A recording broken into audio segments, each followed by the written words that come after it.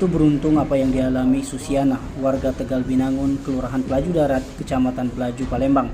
Wanita parubaya ini kembali mendapatkan sepeda motornya yang 1 tahun lalu hilang setelah dirinya menjadi korban begal. Susiana mendapatkan kembali sepeda motor merek Honda Vario warna putih dengan nopol BG 6981 ACB miliknya setelah tim Opsnal Unit 3 Subdidatlantas Polda Sumsel berhasil menangkap pelaku.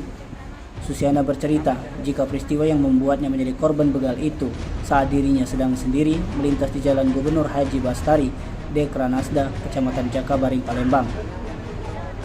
Susiana bercerita dirinya saat itu dibuat terjatuh dari kendaraannya di mana pelaku menendang kendaraannya yang langsung mengambil paksa sepeda motornya.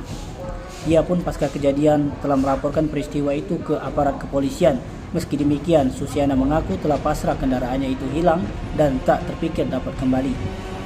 Rasa syukur yang dirasakan oleh Susiana, ia pun berterima kasih kepada jajaran Jatandras Polda Sumsel yang dapat mengungkap kasus pembegalan yang dialaminya. Sementara itu, Kasubdit Jatandras Polda Sumsel Agus Priandinika menerangkan jika dalam kasus pembegalan tersebut kedua pelaku telah berhasil ditangkap.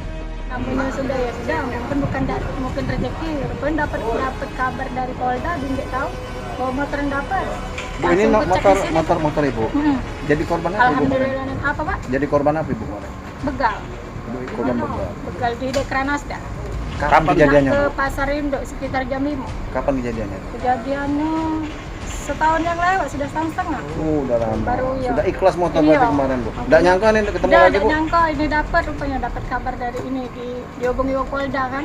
Pelakunya umur berapa bu? Disuruh bawa apa nih surat-surat. Rupanya benar memang dia kan. Tim Liputan Sumsel TV melaporkan.